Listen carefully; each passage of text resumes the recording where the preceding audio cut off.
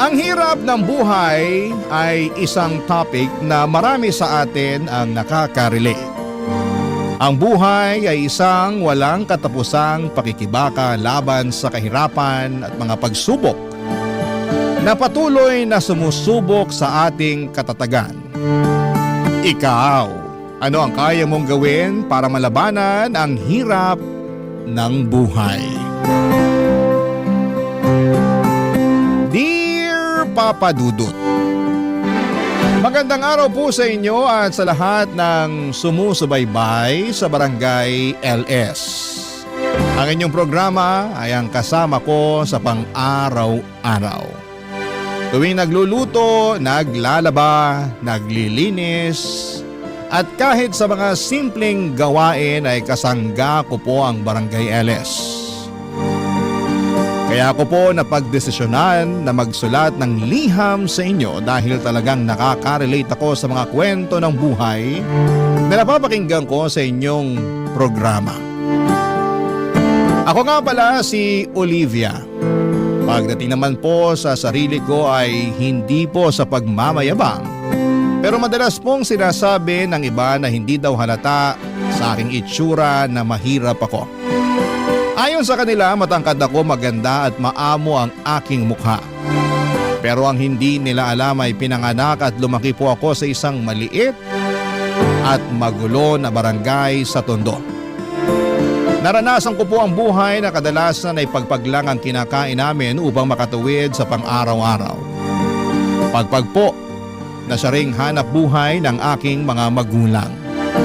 Ako po ang panganay sa aming magkakapatid at dahil sa hirap ng buhay ay hindi po ako nakapagtapos ng high school. Marami po akong naranasan sa buhay na hindi ko naman ginusto. At hanggang ngayon ay naiisip ko pa rin minsan na unfair nga ang buhay. Kasi may mga tao na pinanganak na may kaya, samantalang kami ay salat na salat sa buhay. Salat na salat sa lahat ng bagay sa mundo. Habang lumalaki po ako ay aaminin ko po na napuno ako ng inggit. Tuwing nakikita ko ang mga kaedad ko na masaya at walang alalahanin. Habang ako naman ay rumaraket ng kung ano-ano para lamang makaraos. Isa po sa mga racket ko ay ang pakikipagunahan sa paghahanap ng pagpag sa madaling araw. Pati na rin ang pag-iipon ng plastik at bote at pagtanggap ng mga labada. Lahat po ng ito ay para lamang makaramdam ng kahit kaunting ginhawa sa buhay. Kaya po sobrang naaawa ko sa mga kapatid ko na parang nagiging tulad ko na rin. Nangangalakal para lamang makatawid. Minsan po ay naiisip ko kung ano ba ang kasalanan namin upang maranasan ang ganitong klase ng buhay. Pero kahit na ganoon ay hindi po ako tumigil sa pagharap sa mga hamon ng buhay. Hindi po sumagi sa isipan ko na maghanap ng regular na trabaho dahil wala po akong sapat na edukasyon. At hindi ko rin po kasi nakakamta ng tiwala sa sarili. Pero nagbago po ang lahat ng kinausap ako ng aming kapitbahay na nagtatrabaho sa isang restaurant. Sinabi po niya, may naghahanap sila ng mga waitresses at gusto niya raw akong tulungan. Doon po ako nagkaroon ng lakas ng loob na subukan at sa kabutihang palad ay natanggap po ako bilang isang waitress. Ngunit habang nagtatrabaho po ako doon ay mas lalo kong naramdaman ang kawalan ng hustisya.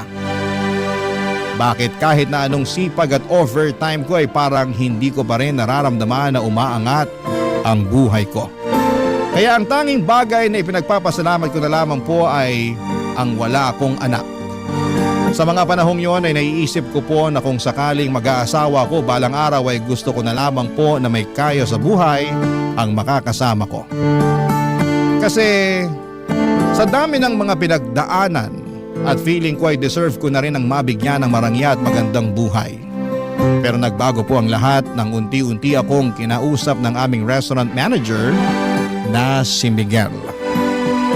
Alam ko po na hindi ganong kayaman si Miguel, pero sa mga oras na nagkakaroon kami ng pagkakataon na mag-usap, ang pakiramdam ko po ay parang nawawala ang lahat ng bigat sa buhay ko. Pero ni minsan po ay hindi ako naglihim kay Miguel. Sinabi ko sa kanya ang kagustuhan ko na makabingwit ng mas mayamang lalaki para makaangat sa buhay. Pero hindi ito naging sapat para tigilan niya ako sa kanyang pagpapakyut. Nang sinabi po sa akin ni Miguel na gusto niya akong ligawan, sobrang saya ko po. Pero nalilito din po ako. Kasi aaminin ko po na mahal ko siya pero pinipigilan ako ng kagustuhan ko na umangat sa buhay, Papa Dudut.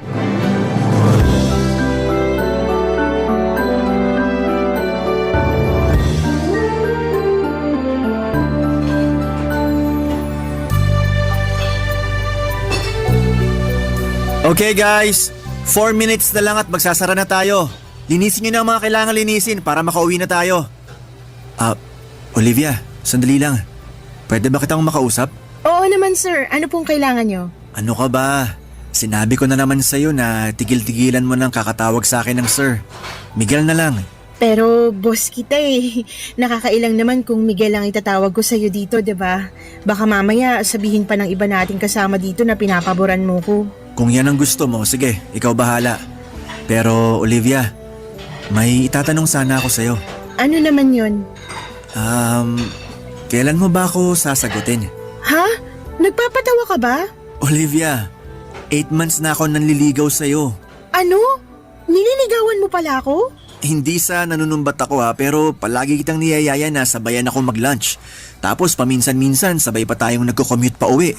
Tapos nililibre rin kita. Sandali lang. Nililigawan mo pala ako sa lagay na yan? Paano ba dapat? Sir, Miguel, aaminin ko na magaan ang loob ko sa'yo. Hindi ko naaalala ang mga problema ko tuwing kinakausap mo ko at mas nagaganahan ako magtrabaho dahil sa'yo. Pero hindi na naman sikreto sa'yo yung priority ko sa buhay, di ba? Alin dun? Yung makapangasawa ka ng mayamang lalaki? Olivia naman, hindi lahat ng bagay ay nabibili ng pera. Madali lang para sa'yong sabihin yan kasi hindi mo naman naranasan yung nararanasan ko eh. Sawang-sawa na ako sa buhay ng isang kahig, isang tuka. Yung tipong kahit anong kayod ko, hindi pa rin ako umaasenso. Wala rin naman ako magagawa kasi hindi naman ako nakapagtapos ng pag-aaral. Tapos karamihan pa ng trabaho dito sa Pilipinas, naghahanap ng college graduate o di kaya college level. Sobrang swerte ko na lang talaga at nakapasok pa ako dito sa restaurant. Hindi naman mahalaga sa akin ang estado mo sa buhay eh.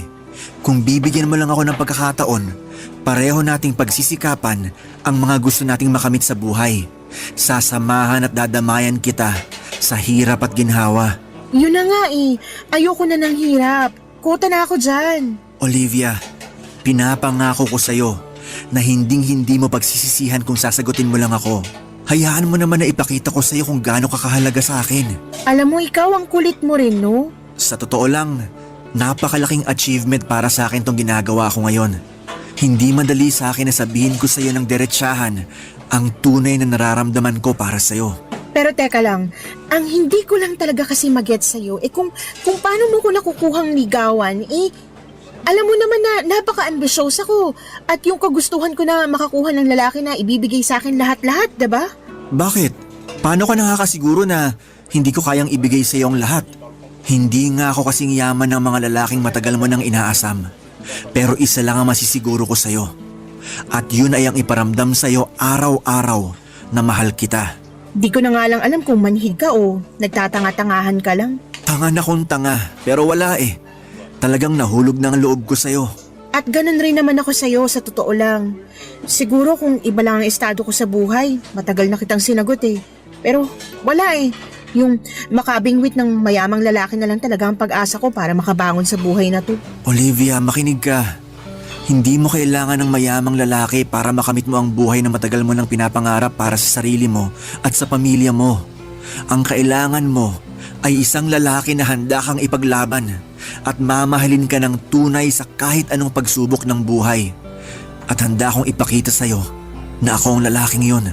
Ano ka ba? Mahal ang bilihin ngayon.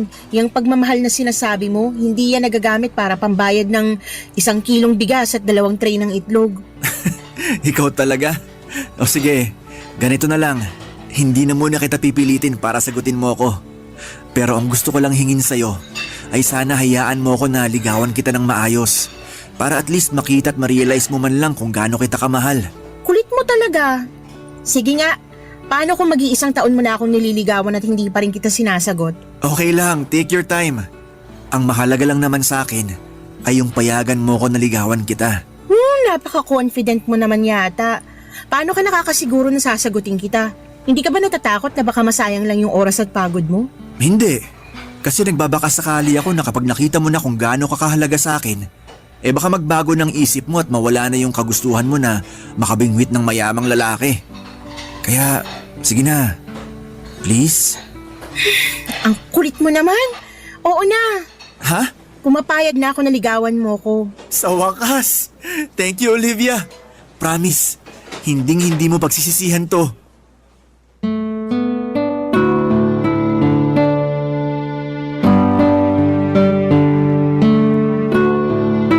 Sobrang kulit ni Miguel noong araw na yon, Papa Dudut. Ewan ko ba sa kanya, harap-harapan ko na ngang sinabi sa kanya na gusto kong mag-asawa ng mayamang lalaki pero hindi pa rin niya ako tinantanan. Siguro'y nagbabaka sakali siya na habang nililigawan niya ako ay magbabago ang isip ko. At hindi siya nagkamali kasi pagkatapos ng 6 months na panliligaw ay sinagot ko na siya. Ewan ko ba? Parang iba talaga ang damdamin kapag puso na ang usapan. Kasi palaging kinokontra ng puso ang mga plano ng utak mo. Pero kahit na ganoon, Papa Dudut, ay hindi ko pinagsisihan ang desisyon ko na sagutin si Miguel. Kasi tinupad niya lahat ng pangako niya sa akin. Naramdaman ko talaga na mahal niya ako. Oo, hindi nga ganon kayaman si Miguel. Pero kahit na hindi siya mayaman ay hindi niya ako pinabayaan. Binibigyan niya ako ng pera kapag kailangan ko at kahit kami na, pakiramdam ko ay parang nililigawan niya pa rin ako. Ang sabi ko nga sa sarili ko noon na sobrang swerte ng kahit sinong babae na magkakaroon ng boyfriend na katulad ni Miguel. At sa mga panahong yon ay nasa akin ang swerte. Pagkatapos kong sagutin si Miguel ay nag-live-in kami.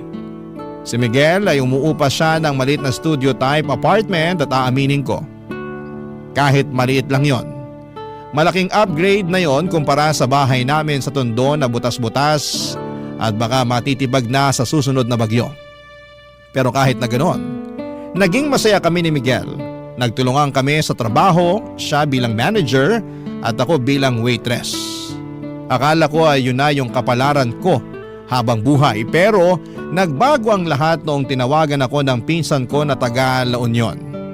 Bihira lang kasi siyang pumunta ng Maynila at noong dumating siya dito, ako agad ang naisip niyang tawagan.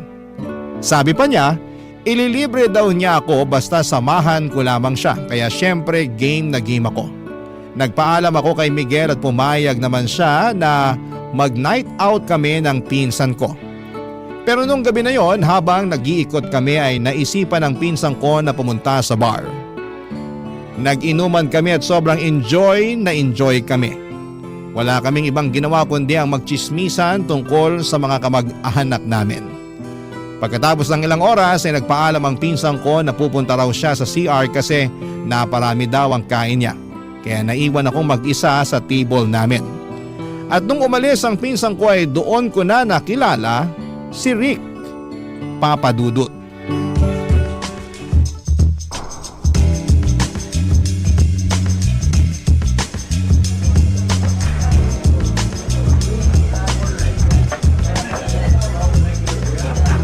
Hello, miss. Umalis na ba yung kasama mo? Ha? Sino ka? I'm sorry. Ako nga pala si Rick. Actually, kanina pa kita pinagmamasdan at gustong kausapin. Pero hindi nga lang ako makatsyempo kasi nandito yung kasama mo kanina. Pinsan ko yun. Pumunta lang ng CR yun pero babalik din yun dito maya-maya. Teka lang, sino ka ba? Ba't mo ko kinakausap? Anong kailangan mo sa akin? Miss, relax ka lang. Ang dami mo namang tanong. Sino ba naman ang hindi magtataka at mapapatanong? Bigla-bigla mo na lang ako kinakausap. Wow, mas maganda ka pala sa malapitan. Layuan mo nga ako, hindi kita type. Hindi na ako magpapaligoy-ligoy pa. Nagagandaan ako sa'yo, tapos sobrang sexy mo pa. Tipo ko yung mga babaeng katulad mo. I'm sorry pero may... Teka lang, Ba't ba ako nag-i-explain sa'yo?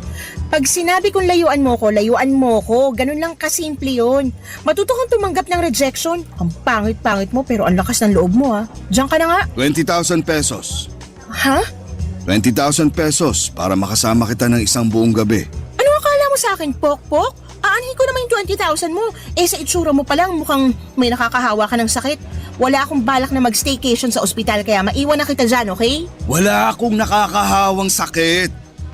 Miss, paano kung sabihin ko sa'yo na gusto kitang maging sugar baby? Sugar ano? I see. Hindi mo alam ang ibig sabihin ng sugar baby. Ipapaliwanag ko sa'yo ng maayos. Bibigyan kita ng pera from time to time. Kumbaga parang allowance. As long as gagawin mo yung mga ipapagawa ko sa'yo. Hindi lang 20,000 ang kaya kong ibigay sa'yo. Basta gawin mo lang lahat ng gusto ko. Teka lang. Kung sakasakali, ano naman yung ipapagawa mo sa akin? Anong kapalit? Sasamahan mo ako sa mga lakad ko at yun lang yun. No more, no less. Magpapasama ka sa mga lakad mo? Baka yayang hinahanap mo o di kaya caregiver. Hindi ganun yun. Pag sinabi kong lakad, I mean magda-date at magbabakasyon tayo paminsan-minsan. Kaya kitang dalhin kahit saan mo gusto. Cebu, Boracay, Siargao, Batanes, Palawan. Ikaw bahala. Pero mangyayari lang yun kung papayag kang maging sugar baby ko. Sandali nga lang, hindi ka ba nabibigla sa inaalok mo sa akin? Hindi ba parang sobra-sobra naman yata yan? Hindi ka naman mukhang mayaman. Niloloko mo lang yata ako eh. Tatapatin na kita, scam ba to? Hindi na ako nagtatrabaho. Tumatanggap na lang ako ng pera galing sa mga negosyo at pensyon ko. At kadalasan, nababagot ako sa bahay. Sa totoo lang, matagal ko na talagang balak maghanap ng sugar baby. And for the first time, nakahanap ako ng babaeng type ko. At ikaw yun. Kung ganon, sige na, pumapayag na ako. At sorry din sa mga nasabi ko kanina. Mabuti naman kung ganun. Pero may isa akong kondisyon. Ayoko na may boyfriend. So sabihin mo na sa akin ang totoo habang maaga pa. May boyfriend ka na ba? Wala akong boyfriend. Sigurado ka? Promise, wala. Oo, aamin ako. May mga nanliligaw sa akin pero hindi ko sinasagot. Mabuti naman kung ganun. Dahil ang ayoko sa lahat yung may kasintahan. Gusto ko nasa akin lang ang lahat ng atensyon mo. Ayoko ng kahati. Nagkakaintindihan ba tayo? Oo, naiintindihan ko. Pero matanong din kita, may asawa ka na ba? Wala. Matagal nang patay ang asawa ko. Hindi mo pa pala sinasabi sa akin pangalan mo. Ako si Olivia. Kasing ganda ng mukha mo yung pangalan mo. Bagay na bagay sa'yo. Thank you. Nga pala. Ayan. Nakasulat sa papel na yan ang number ko. I-save mo yan. Sige, ako nang bahala. Pero may ipapakiusap sana ako sa'yo. Ano? Okay lang ba kung umalis ka na muna rito? Baka maabutan pa tayo ng pinsan ko eh. Sige, pagbibigyan kita sa ngayon. Pero next time, ako na ang masusunod, ha? Oo na. Antayin mo na lang yung text ko mamaya. Parang awa mo na, umalis ka na muna. Doon ka na. Pagkatapos naming mag-inuman, ang pinsan ko ay hinatid ko na siya sa maliit na kwarto na inuupahan niya ng ilang araw. Medyo lasing na siya ng mga oras na yon at ayokong may masamang mangyari sa kanya. Pinili ko rin na ilihim sa pinsan ko yung pag-uusap namin ni Rick kasi ayokong machismis sa mga kamag-anak namin lalo na at hindi ko nais na malaman nila na nakikipag-ugnayan ako sa lalaking hindi hamak na mas matanda sa akin. May tiwala naman ako sa pinsan ko pero mas mabuti na yung siguradong walang isyo o problema. Pagkatapos kong hinatid ang pinsan ko ay tinext ko kaagad si Rick at tinawagan siya.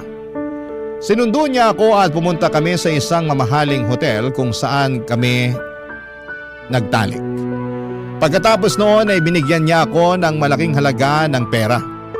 Alam ko, sinabi ko noon na matagal ko ng pangarap na magkaroon ng mayamang lalaki na magbibigay sa akin ng mga bagay na gusto ko. Pero hindi ko rin akalain na ganito pala ang pakiramdam. Mahirap pala yung pakiramdam ng pinipilit mong makisama sa isang tao kung wala ka naman talagang nararamdaman para sa kanya. Nasilaw ako sa pera. Kasi sa unang pagkakataon ay nabibili ko na mga bagay na matagal ko nang inaasam. At nakakapagpadala na rin ako ng malaking pera sa mga kapatid at magulang ko at unti-unti ko na rin napapaayos yung bahay namin sa Tondo. Pero sobra akong nakonsensya dahil pinili kong itago ang lahat ng ito kay Miguel. Mahal ko po si Miguel. Pero kay Rick ko nahanap yung marangyang buhay at pera na matagal ko nang pinapangarap.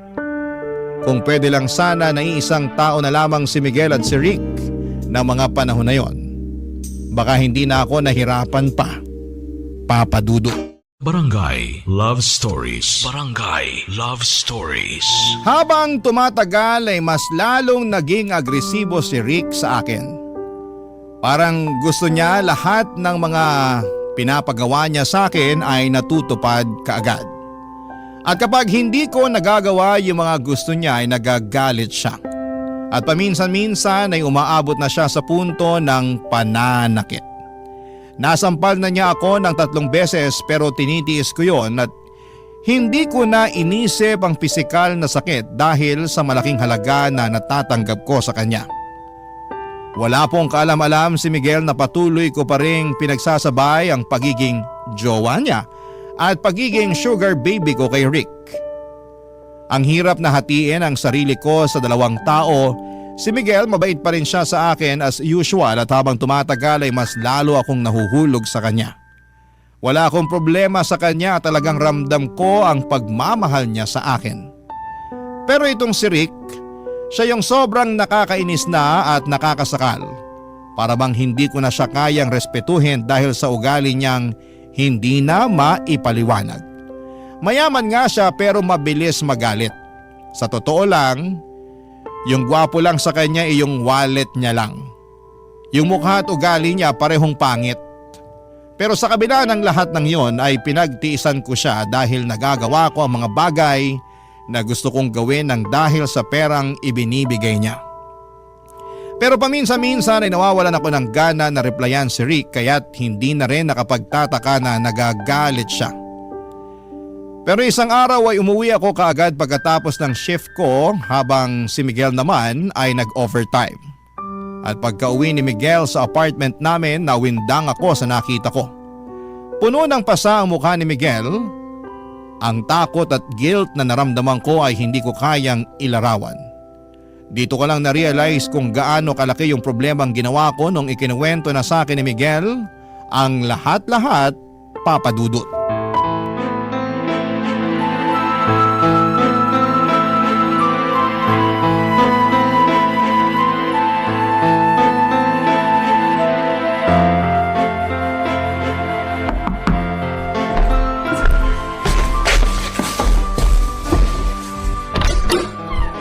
Babe! Diyos ko! Na paano yung mukha mo? Sino may gawa nito sa'yo, ha? Olivia, sabihin mo nga sa akin ang totoo. May iba ka pa bang kinakasama? Wala! Ano ka ba? Bakit mo naman naitanong yan? Inabangan ako ng lalaking nakakotse at pinabugbog niya ako sa tauhan niya. Pinagbantaan niya ako na layuan na raw kita dahil kung hindi, papatayin daw niya ako. Diyos ko! Magsalita ka, Olivia!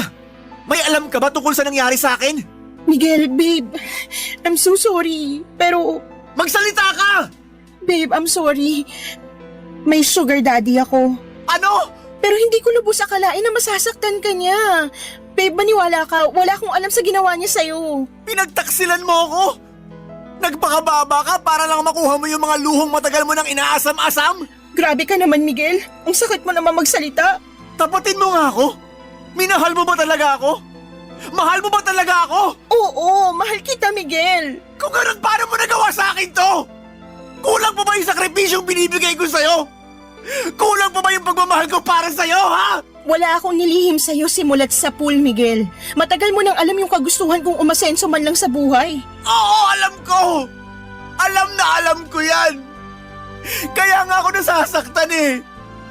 Kasi umasa ako na balang araw magiging sapat din sa'yo ang pagmamahal na binibigay ko. Ano ba bang kulang sa akin, Olivia, ha? May nagawa ba akong kasalanan sa'yo para saktan mo ako ng ganito? Wala! Alam kong mahal mo ko at nararamdaman ko yun. Pero sa tingin ko panahon na siguro para Para ano? maghiwalay tayo. Miguel, baka tuluyan ka na niya pag nalaman niya na hindi pa kita hinihiwalayan. Ano? Hindi. Olivia, babe, wag mo akong hiwalayan, please lang. Makinig ka sa akin, ha? Puputulin mo na ang ugnayan mo sa lalaking yun at magpapakalayo na tayo. Yung kapatid ko na nagtatrabaho sa Cebu, pwede niya tayong tulungan. Doon tayo magsisimula ng panibagong buhay. Pero Miguel, Ano, Olivia? Bakit hindi ka makasagot, ha? Miguel, ayoko na bumalik sa buhay na sobrang salat. Ayoko na bumalik sa buhay kung saan kailangan ko pang mga lakal para lang mabili ko lahat ng mga pangangailangan ko. Olivia, matagal ka nang nakatakas sa ganong klaseng buhay. Matagal nang tapos yon. May maayos ka na trabaho ngayon at nandito na ako para tulungan ka. At isa pa, hindi naman kita pinahihirapan ah. Pero kulang, Miguel. Kulang na kulang eh. Sa tingin mo ba, sapat na yung sinasahod mo bilang manager ng restaurant at yung sinasahod ko bilang waitress?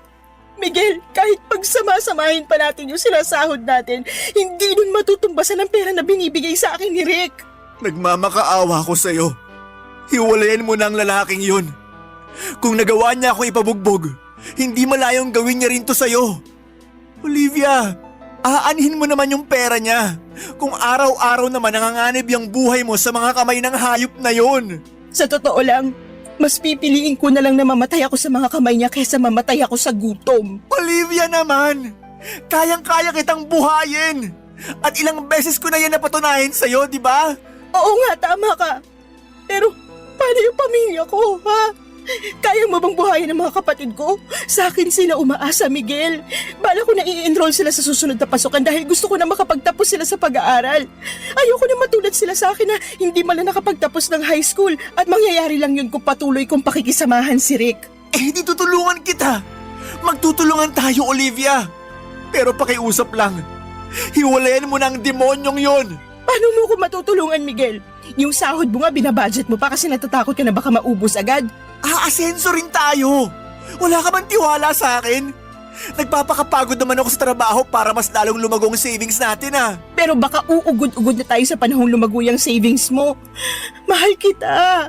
Pero ayoko na ng ganitong klaseng buhay, Miguel. Olivia, kung nagbabala ka na hiwalayan ako, please wag. Maawa ka naman sa akin. Gagawin ko ang lahat. Wag mo lang akong hiwalayan. Parang awa mo na. Kahit sobra ako nasaktan sa ginawa mo, hindi pa rin kita kayang iwan. Mahal na mahal kita, Olivia. Pagkatapos ng sinabing yon ni Miguel ay hindi ko na siya nasagot. At dali-dali akong lumabas upang tawagan si Rick. Dito ko nakumpirma ang lahat. Napag-alaman ko na nagngingit-ngit sa galit si Rick tuwing hindi ko siya nire-replyan kaagad. Kaya't inalam niya kung saan ako nagtatrabaho. Kasabay noon ay nalaman niya na si Miguel ang boyfriend ko at pareho kami ng pinagtatrabahuhan na restaurant. Hindi sinabi ni Rick kung paano niya nalaman pero malakas ang kutob ko na sa Facebook niya nakuha ang lahat ng yon. Kinilabutan ako sa mga nangyari dahil hindi ko akalain na aabot si Rick sa puntong halos patayin na niya si Miguel, Papa Dudut. Sa totoo lang, sobra akong nag-guilty sa mga nangyaring yon. Mahal ko pa rin si Miguel pero hindi ko kayang bitawan ang marangyang buhay na ibinibigay sa akin ni Rick.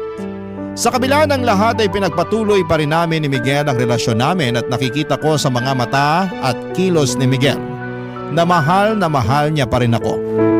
Pero ramdam ko rin kung gaano siya kalungkot at nadismaya sa desisyon kong ipagpatuloy ang ugnayan ko kay Rick. Bumili siya ng mga gamit na pang self-defense para sa aming dalawa tulad ng pepper spray at taser. Kitang-kita ko kung gaano siya ka-traumatize at sa mga panahong yon ay hindi ko matanggap na siya pa ang nagkakaroon ng ganitong takot at pangamba dahil lamang sa mga naging desisyon ko. At sa takot ko na baka balikan ni Rick si Miguel ay nagsinungaling ako at sinabi ko kay Rick na hindi na ako makikipagkita kay Miguel at mukhang naniwala naman siya. Para makabawi ako kay Miguel ay binilhan ko siya ng mga paborito niyang gamit, mga bagay na sa tingin ko'y magpapasaya sa kanya kahit papaano. Pero hindi niya tinanggap ang mga ito, siguro dahil alam niya na pera ni Rick ang pinambili ko dito.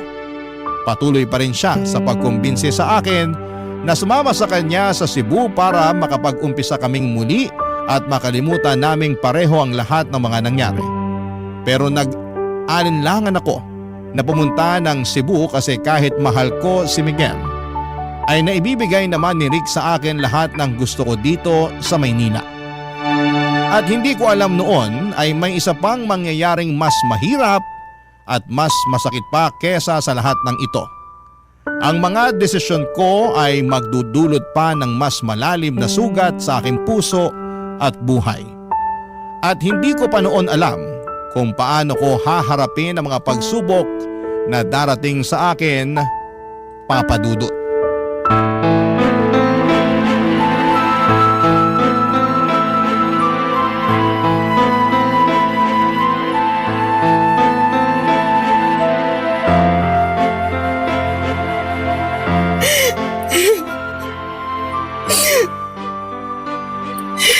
Olivia, babe, bakit ka umiiyak? Sinaktan ka ba ng hayop na Rick na yon? Sabihin mo lang sa akin at hindi na ako magdadalawang isip na sugurin siya. Oo, aaminin ko na takot ako sa kanya kasi mayaman siya at pwedeng niya ako ipatumba kung gugustuhin niya. Pero hindi na ngayon. Kaya ko gawin ang lahat para sa iyo, babe. Hindi na ako magpapasindak sa kanya. Hindi. Hindi ganun yun. Kung ganon, ba't ka umiiyak, ha? Tingnan mo tong pregnancy test. Buntis ako. Teka lang, paano naman mangyayari yun eh? Palagi naman tayong gumagamit ng proteksyon. Olivia, hindi. Hindi! Hindi! Sabihin mo sa akin na hindi totoo yan! Miguel, babe. I'm sorry. Pero kasalanan to ni Rick eh. Nagagalit siya at sinasaktan niya ako kapag hindi ko sinusunod yung gusto niya tuwing nagtatalik kami sa kama. Olivia naman! I'm sorry. I'm so sorry. Babe, makinig ka sa akin. Itutuloy na natin to. Pupunta na tayo ng Cebu sa Makalawa. Doon na tayo magsisimula ng bagong buhay kasama ang batang yan. Ako ang tatayong ama niya, naintindihan mo? Hindi ako makakapahayag na lumaki ang batang yan sa piling ng tatay niyang hayop. Kinausap ko na ang kapatid ko at handa siyang tumulong para makapagsimula tayo ulit. Miguel, anong alam natin sa pagpapalaki ng bata? Hindi natin kakayanin to. Paano natin bubuhayin ang batang to? Malulubog lang tayo sa utang. So ano gusto mong gawin? Ipaako sa Rick na yon ang batang yan? May kaya si Rick. Kayang-kaya niyang buhayin ang batang to. At isa pa, kahargo at responsibilidad niya rin ang batang to. Mabibigyan niya ang anak ko ng buhay na kahit kailan, hindi natin mabibigay sa kanya. Teka lang, bakit nararamdaman ko na parang gusto mo nang sumama sa lalaking yon, ha? Miguel, kung hindi lang dahil sa batang to, hindi kita iiwan eh. Olivia, hindi. Huwag mong gawin sa akin to. Babe, ilang beses ko ba ipapaalala sa'yo na hiwalayin mo na ang lalaking yun? Hindi mo ba nakikita na unti-unti niya nang sinisira ang buhay mo? Hindi ka nga namumulubi pero hawak ka naman sa leeg ng lalaking yun. Napapaigot ka na niya sa mga palad niya. Gagawin ko lahat para sa anak ko, Miguel. Ayokong lumaki ang anak ko sa hirap. Pero babe, sasaktan ka lang ng lalaking yun. Matagal ko nang tinitiis ang pakikipagkita mo sa lalaking yun dahil mahal na mahal kita. Pero hindi naman pwede na habang buhay tayo ganito. Na habang buhay ka magpapakaalila sa hayop na yun. Magkaroon ka man lang sana ng konting respeto para sa sarili mo, Olivia. Alam ko kung anong ginagawa ko, hindi ako tanga. Alam ko kung anong nakukuha ko kay Rick, okay? Ano? Pera!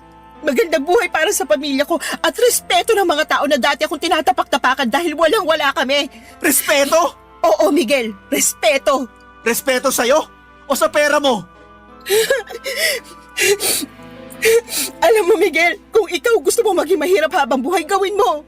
Magiging masaya pa ako para sa'yo at hindi kita pipigilan. Pero eto lang ang ipapaalala ko sa'yo, ha. Wala kang karapatang husgahan ako kung gusto kong yumaman. Oo, Olivia. Hindi nga ako kasing yaman ni Rick. Pero kahit kailan, hindi ko ibebenta ang pagkatao ko. Ang kapal ng mukha mo. Alam mo kung anong problema mo? Hindi mo na alam ang ibig sabihin ng totoong pagmamahal. Dahil puro pera na lang ang nasa utak mo. Tapatin mo nga ako, Olivia. Totoong masaya ka ba talaga, ha? Oo, masaya ako. Mayaman na ako. Nabibili ko na lahat ng gusto ko. Pero hindi nabibili ang tunay na pagmamahal. Ang pagmamahal na patuloy mong binabaliwala dahil lang sa ambisyon mo na magkaroon ng limpak-limpak na pera. Sino bang may sabi sa'yo na gusto ko ng pagmamahal? Buwisit na buhay to. Alam ng Diyos na ginawa ko ang lahat para sa'yo, Olivia. Kailan pa ba ako magiging sapat sa'yo, ha? Ano ba talagang gusto mong mangyari? Hindi ko na alam. Ewan ko. Naguguluhan na ako. Pwes ako alam ko. Dahil mahal na mahal kita. Olivia, babe. Sumama ka na sa akin papuntang Cebu. Please lang. Nagmamakaawa ko sa'yo. Gawin mo to para sa akin. Para sa sarili mo. At para sa magiging anak natin. Handa akong ituring ang batang yan na parang anak ko na rin. Basta sumama ka na lang sa akin, please. Miguel, kung hindi ako lalayo, patuloy lang kitang mamahalin. At alam ko na masasaktan lang ako, masasaktan lang tayo. Kasi wala sa'yo yung buhay na gusto kong makamit eh. Olivia. Wala nang patutunguhan to. Tigilan na natin to, Miguel. Aalis na kami ng anak ko bukas ng umaga. Buo ng desisyon ko at wala ka nang magagawa doon. Papadudot, aminin ko po na sobra kong nasaktan sa naging desisyon ko na hiwalayan si Miguel. At kahit na mahal ko siya, sa palagay ko, ang dahilan kung bakit natiis ko at nagawa ko pa rin siyang iwanan ay dahil sa trauma. Yung trauma na mula sa pagkabata, sobrang kapos ako at hirap na hirap sa buhay. Yung trauma na kapag wala kang pera ay lalait-laiting ka at tatapak-tapakan ka ng mga tao ng paulit-ulit. Yung trauma na palagi mong ipinagdarasal na sana ay hindi tumirik ang mga mata mo sa gutom. Na sana kahit papaano ay may makain ka. Yung trauma na hindi ka na nandidiri sa pagpag dahil eto na ang nakasanayan mong kainin. Oo, minahal ko si Miguel ngunit hindi ako nakontento sa buhay bilang waitress. Hindi naging sapat ang pagmamahal niya para makontento ako sa kinakalagyan ko. Siguro kung naging kasing yaman lang ni Miguel si Rick ay hindi ko na siya nagawang hiwalayan pa. Pero wala eh. Hindi sapat ang kinikita ni Miguel bilang manager ng isang restaurant para mabigyan ako ng maginhawang buhay.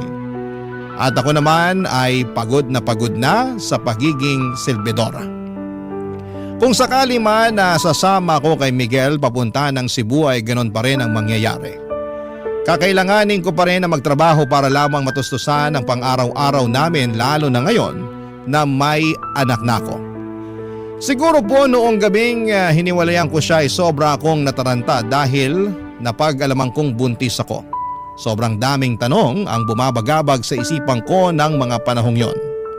Ang paulit-ulit na tumatakbo sa isip ko noong mga panahong yon ay kung paano ko mabibigyan ng magandang buhay ang magiging anak ko. Ang nasa isip ko lang noon ay bahala na kung saktan ako ni Rick. Basta maging maayos lang ang buhay ng anak ko.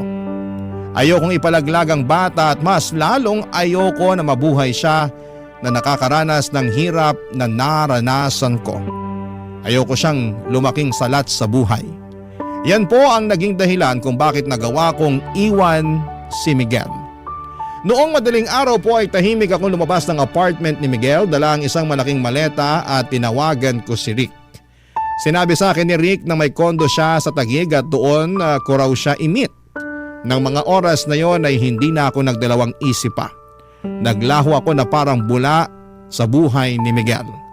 Pinanindigan ko na ang desisyon kong tuluyan na siyang iwanan at sumama kay Rick. Sa mga sandaling yon ay hindi ko alam kung ano ang magiging kinabukasan ko. Ngunit isang bagay lang ang sigurado ako. Gagawin ko po ang lahat para sa magiging anak ko, Papa Dudut. Barangay Love Stories. Barangay Love Stories. Pinatuloy ako ni Rick sa kondo niya sa Taguig at doon ko sinabi sa kanya na buntis ako at kailangan ko ng magandang lugar na matutuluyan. Nakita ko sa mga mata ni Rick kung gaano siya kasaya sa mga sinabi ko sa kanya. Hindi ko maiwasang mapansin na parang isang malaking bigat ang nawala sa kanya.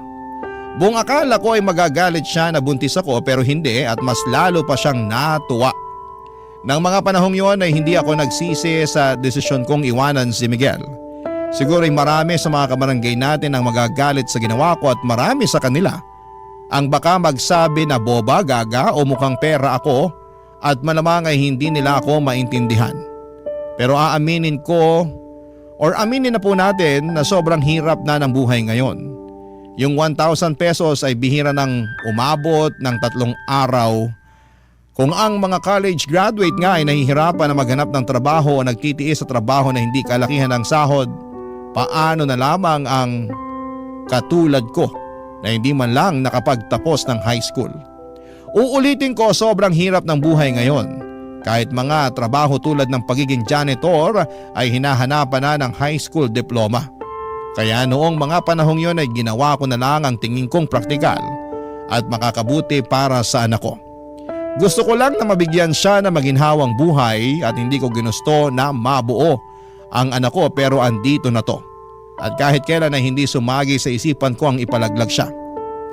Ang tanging magagawa ko na lamang ay ang magsakripisyo para sa kabutihan ng anak ko. At ang sakripisyong yon ay ang tuluyan ng iwanan si Miguel para kay Rick.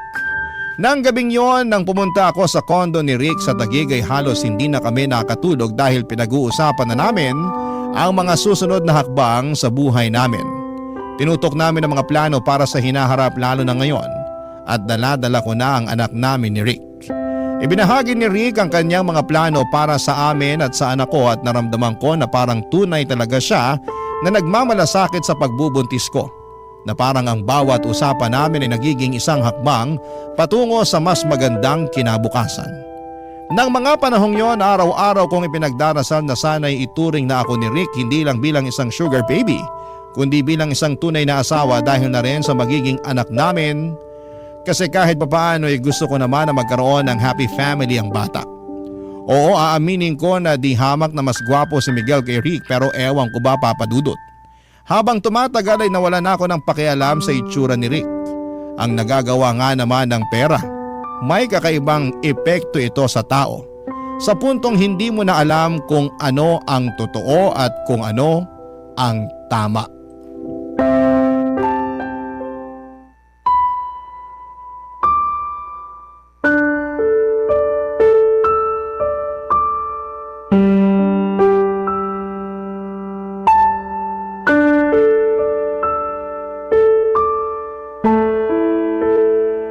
Mabuti na lang talaga at pinaalam mo kaagad sa akin na buntis ka.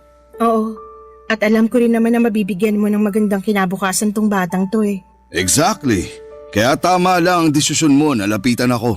Alam mo, sa totoo lang, hindi ko talaga inaasahan na mabubuo tong bata na to.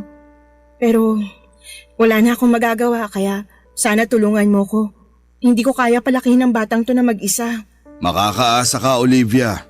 Hindi ko kayo pababayaan. Salamat naman. Huwag ka na masyadong mag-alala. Makakasama sa'yo yan. Pero sandali lang, Rick. Paano nang magiging setup natin ngayon? Siyempre iba na ngayon kasi magkakaroon na tayo ng baby, di ba? Huwag kang mag-alala, Olivia. Pananagutan kita at ang batang yan. Aalagaan kita hanggang sa mga anak ka. Dito na kayo ni baby titira sa kondo. Solong-solo nyo na ang kondo na to. Ha? Kami? Bakit ikaw? Hindi ka ba titira dito kasama namin? Yung mga negosyo ko kasi paminsan-minsan. Alam mo naman, kailangan asikasuhin. Kaya huwag ka na magtaka kung may mga panahon na madaling araw na ako makakauwi dito. O di kaya may mga araw na hindi na ako matutulog dito. Ganun ba? Sayang naman. Gusto ko sanang nandito ka palagi para maasikaso natin pareho si baby eh. Huwag ka nang mag-alala. Alam mo naman siguro na sa negosyo ko nanggagaling ang limpak-limpak na pera na binibigay ko sa'yo, di ba? Paano na tayo kung babaliwalain ko ang mga negosyo ko? Yung pension mo, hindi pa ba sapat yun? Ano ka ba? Baril lang yung pension ko kumpara sa mga kinikita ko sa mga negosyo ko. Sige, ikaw nang bahala. Basta yung sustento ko ha. Ako na bahala doon. Sa katunayan yan, mas lalakihan ko pa ang binibigay kong pera sa'yo dahil buntis ka. Hindi ka pwedeng ma-stress. At gusto ko na nabibili mo lahat ng mga gusto mo para sa magiging baby natin. At syempre, para na rin sa sarili mo. The best ka talaga. Pero sandali lang. Sigurado ka ba na hindi na kayo nagkikita ng Miguel na yon? Ha? Bakit mo naman naitanong yan? Naninigurado lang. Kasi sa susunod na makita ko pa yung lalaki na yan na aaligid-aligid sa'yo, hindi na ako magdadalawang isip na tuluyan yon. Sinasabi ko sa'yo. Ano ka ba naman, Rick? Matagal na kaming tapos ni Miguel. Simula nung ipabugbog mo siya, hindi ko na siya nilapitan at agad-agad na ako nakipaghiwalay sa kanya. Siguraduhin mo lang, Olivia. Kasi kapag nalaman ko na nagsisinungaling ka, tatamaan ka sa akin. Ito naman sobrang seloso.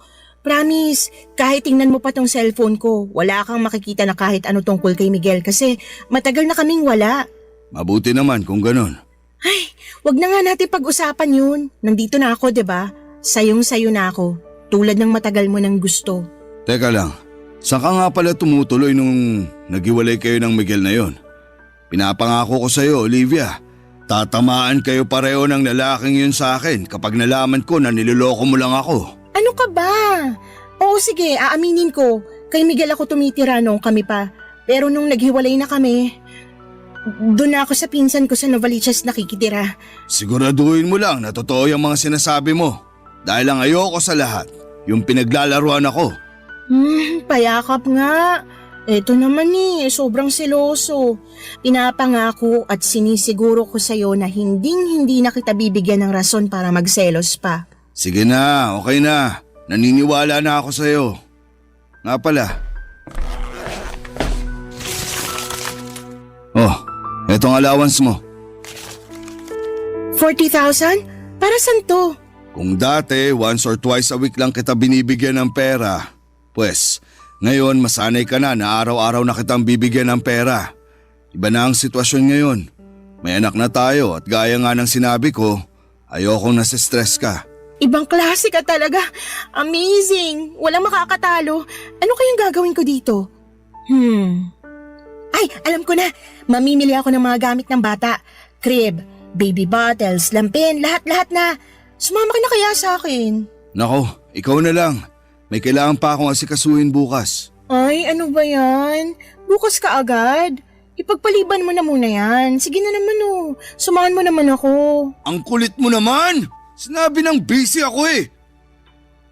Sige na, huwag ka na makulit. Sige na nga, hindi na kita pipilitin. Sorry kung napagtaasan kita ng boses. Sa susunod kasi, huwag ka na makulit. Sige, ganito na lang. Babawi ako sa'yo.